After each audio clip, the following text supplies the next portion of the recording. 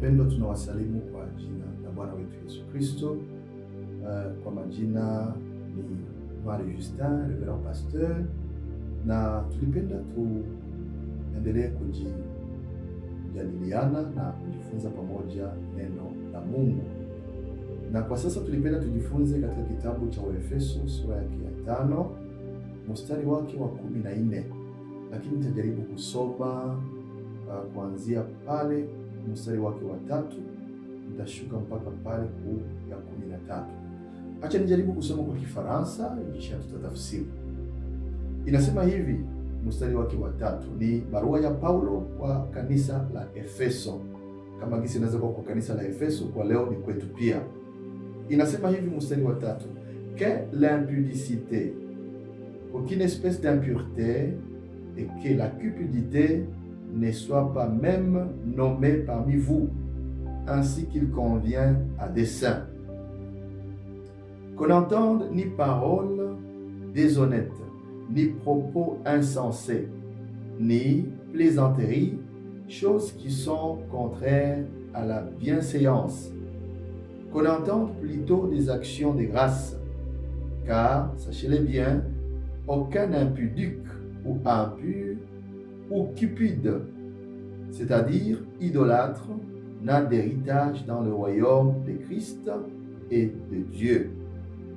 Que personne ne vous séduise par de vains discours, car c'est à cause de ces choses que la colère de Dieu vient sur les fils de la rébellion. N'ayez donc aucune part avec eux. Autrefois, vous étiez ténèbres, et maintenant vous êtes lumière dans le Seigneur. Marchez comme des enfants de lumière, car le fruit de la lumière consiste en toutes sortes de bonté, de justice et de vérité. Examinez ce qui est agréable au Seigneur et ne prenez point part aux œuvres infructueuses des ténèbres, mais plutôt condamnez-les. Car il est honteux de dire ce qu'ils font en secret. Mstari wa 12 nakazia, car il est honteux de dire ce qu'ils font en secret, mais tout ce qui est condamné est manifesté par la lumière, car tout ce qui est manifesté est lumière.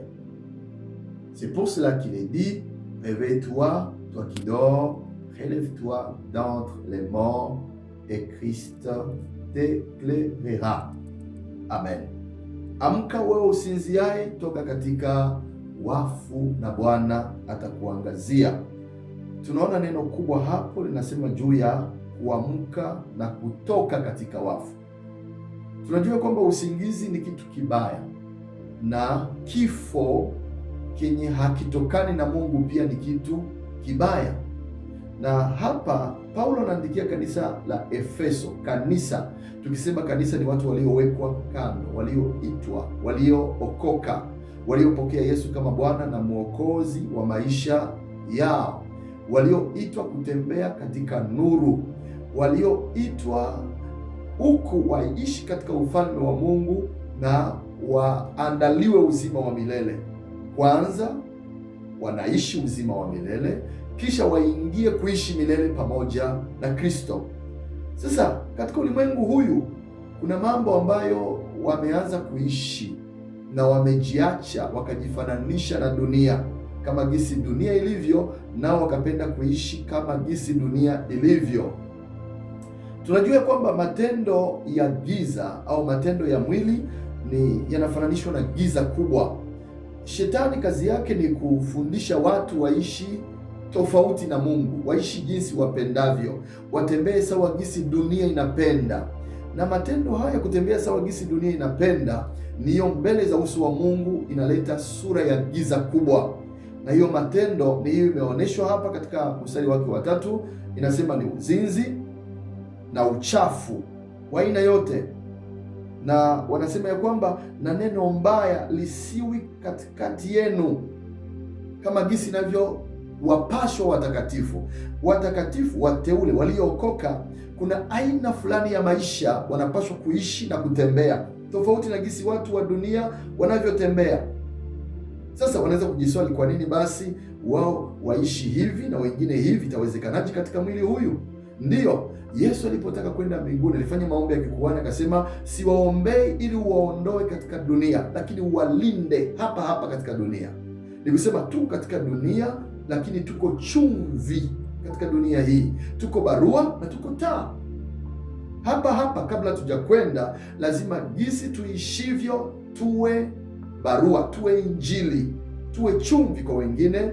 Na ili tufikie kuwa chumvi, hatupaswi kuishi kama wao, lazima tuishi kama jinsi Kristo anapenda tuishi. Mstari wa 4 anasema, haibidi pawe maneno yasiyo mazuri, maneno yenye hamna haki, maneno yenye hayanyooki, maneno ya uongo, maneno mabaya. Inabidi katika vinywa vyenu patoke maneno ya kujenga na kusaidia, na pasitoki tabia zisizo na maana, zisizo na akili, kama jinsi inawapaswa watu wa Mungu kuwa. Biblia inasema hivi, ujue ya kwamba wazinzi hawataishi ufalme wa Mungu, au wanaoabudu sanamu hawa hawana nafasi katika ufalme wa Kristo Yesu. Sasa mtu asiwadanganye, awadanganye kwa maneno. Tunajua leo mahubiri, mafundisho yako tofauti. Ndio maana Biblia ilituambia juu ya walimu wa uongo, ikatuambia pia juu ya manabii wa uongo. Hawa wanatumika ili wawapotoshe wateule kupitia njia ya unabii wa uongo na njia ya mafundisho ya uongo, ili wateule watoke katika mstari.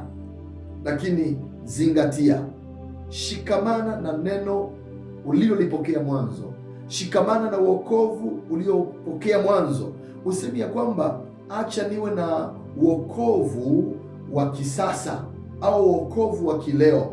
Wokovu original ni ile tuliyopokea Kristo kwanza kama Bwana na Mwokozi wa maisha yetu, na aliye na mwana hatendi dhambi, lakini anaepuka mabaya, hajifananishi na dunia, anabakia nuru kama jinsi Kristo ni nuru. Sasa wale watu wa kisasa wanajaribu kutuonyesha ya kwamba tunaweza kufanana dunia na tunatembea na Mungu. Wanatuambia wokovu ni kwa neema na yote yalishaga kuisha, hata ukifanya dhambi na ukidumu katika dhambi utaenda mbinguni. Lakini neno la Mungu linasema tujitenge na mabaya, tujifanishe na namna ya dunia hii, tutembelee mambo mengi mabaya yasiyompendeza Mungu. Mstari wa 12 inasema hivi, na tazama gisi inatia aibu, inatia haya tunaposikia yale wanayoyatenda sirini. Nilipenda kukamata neno sirini. Katika siri kuna mambo mengi, mambo ya kumpendeza Mungu na mambo ya kujichafua, ya kuchafua pia Mungu. Watu wengi katika siri, hasa walio katika makanisa na walio katika wokovu, sirini huyafanya mambo mengi mabaya yasiyompendeza Mungu. Ndiyo maana hapa 14 nasema hivi, amka wewe usinziaye, toka katika wafu na Bwana atakuangazia. Acha nikwambie neno hili na habari njema mahali ambapo imekamatia. Wakati huyu dunia imeingiliwa na giza kubwa na dunia imechafuka zaidi, mabaya yamekuwa mengi. Mungu anaita walio wake, anaita kanisa la Bwana lijitenge na giza kubwa ya dunia, sababu hiyo giza kubwa na hayo matendo ni yao yanaleta mauti ya kiroho na yanawafanya hata watu wafe katika mwili. Lakini mpango wa Mungu kwa sasa, anapenda watu wake waamke, watoke katika wafu ili waangaziwe na nuru. Nitakwambia mpendo unayenifuata ya kwamba ingawaje dunia imechafuka, usifikiri ya kwamba kwa mpango na kwa njia za dunia ni pale utafikia utimilifu wa ahadi za Mungu. Njia za Mungu ni kamilifu, mpango wa Mungu ni kamilifu. Mungu ana njia zake. rudi kwake, toka katika wafu, toka ndani ya giza hiyo, toka ndani ya mwenendo huyo, toka ndani ya hizo tabia. Acha kujifananisha na dunia.